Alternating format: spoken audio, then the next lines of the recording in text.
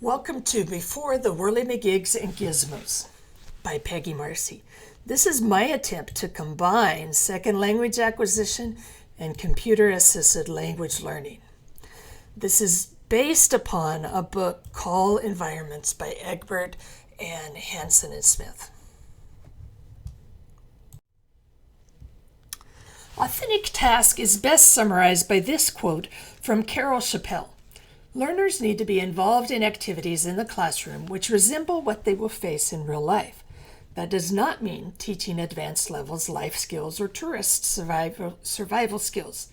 It does mean that regurgitating material in class does not mean that they will know how to respond to a police officer at the scene of a car accident. Research indicates that adult learners need to be able to take what they learn in the classroom and apply it the next day at work. That's what makes the University of Phoenix such competition for community colleges. There is built-in practicality to University of Phoenix classes. In many ways, this is more of an issue for the foreign language department, but I have the answer.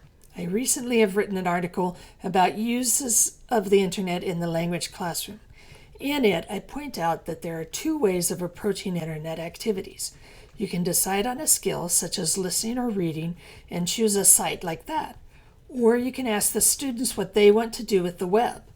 We know what most people use the web to do.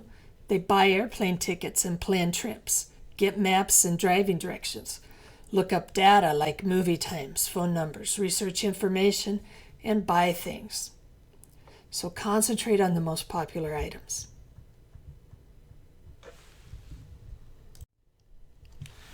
Authentic audience. Basically, authentic audience says that learners will pay more attention to the language they are learning when they have to produce it for an authentic, real audience. It allows them to focus on meaning rather than form. Classroom English or classroom French is not the same as ordering a meal at a restaurant. Have you ever heard comments like, "How come I can understand your English perfectly, but when I go to the bank, I can't?" Those kind of comments suggest that we as teachers alter our speech habits whether we plan to or not.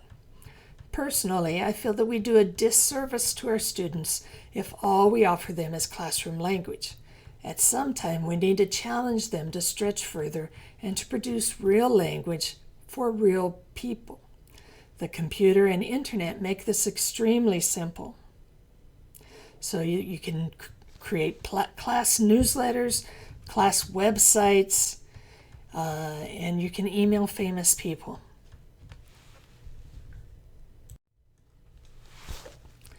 Interaction in the target language suggests that more than passive listening and repeating is required. It springs from the constructionist point of view. Constructionism says that knowledge is not something neatly packaged and handed down to the students in a box. Rather, knowledge is created when each learner brings what they know and what they think they know together and share and interact with each other. Therefore, the value in creating online learning communities is in bringing together such different knowledge for students to interact with. If our students are only interacting with the instructor in the target language, they are missing out. If they are only interacting with those in the classroom, they're missing out. Through the internet, we can have our students interact with experts in fields they're interested in. We can help them communicate with a wide range of people. Interaction requires output in the target language, not just input. Output, O stands for output, I stands for input.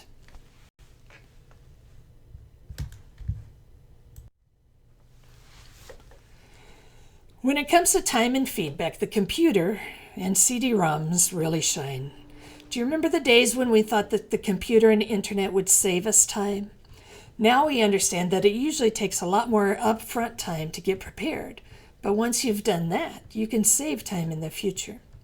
For example, the first online class you teach or prepare will probably take you a lot longer to prepare than a regular class. However, once you have it developed, it takes less effort to maintain than a regular class.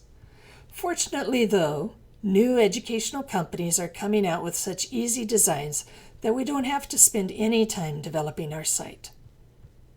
Also, there are so many free lectures and lessons available on the net now that teachers should not feel like they have to write all of your own material. Time is important here for the student because the computer will be pretty patient with the student. Usually the student becomes impatient first. It expands timelines. You can respond to students at any time, and you can do their homework at 1 a.m. and send it to you on their time. Feedback. CD-ROMs, apps, and some other websites have it set up so that feedback is instantaneous, which is much better than teachers can usually do. It's also consistent, the same all the time. It's patient, and more it can be tailored to the type of mistake they make.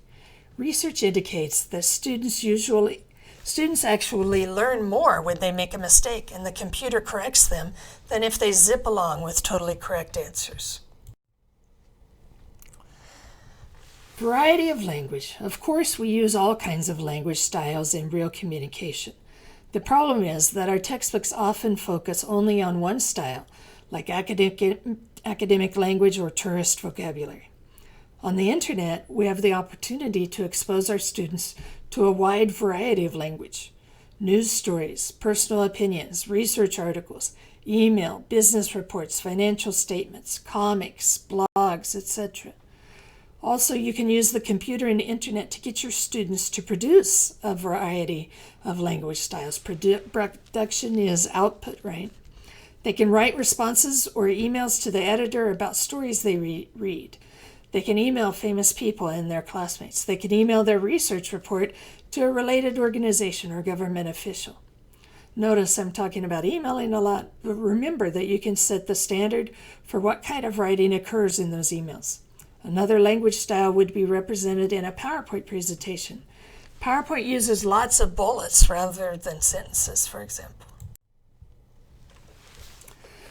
Learning styles and motivation. We understand now that students have certain ways that they like to learn. Some are text-based, others prefer listening. Some like to lead, others like to follow and support. Some are the encouragers and others are the challengers. We also know about multiple intelligences: visual, musical, interpersonal, linguistic, etc.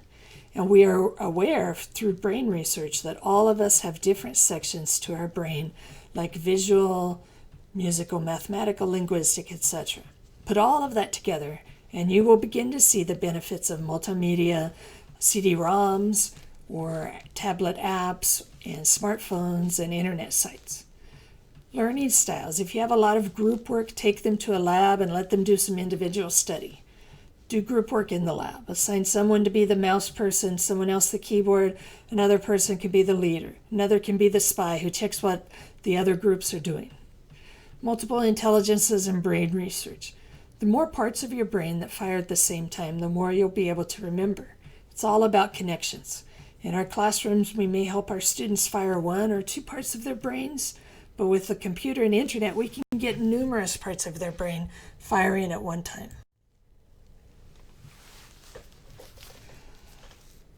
There's something called ideal stress level, which suggests that most of us need at least a little pressure in our lives to prompt learning.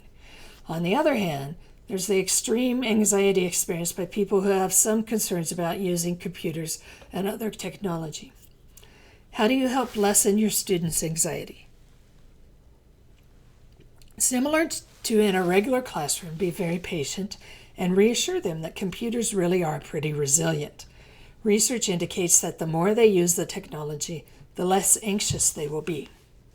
You are helping them become more comfortable with technology by using it in the classroom. That may help them apply for a job someday. It will give them confidence to face the digital age. It will give them the power to take control of their own lives. You may not appreciate what they do by taking control. For example, I often would have the students search the internet for other schools to attend. I'm always tempted to control them, but then I think, hey, that's pretty cool. They didn't know how to do that until I taught them, and now they're exploring their options. Good for them. Learner autonomy. This is my favorite goal. As teachers, we have to move our students from dependence upon us to independence, or autonomy. This can really be a lot of fun in the lab if you do it right. But be sure that you build your students up through baby steps first. Teach them some computer basics. Gradually make them do more and more, and you do less and less. And then the last few weeks of the semester, you can let them choose a project.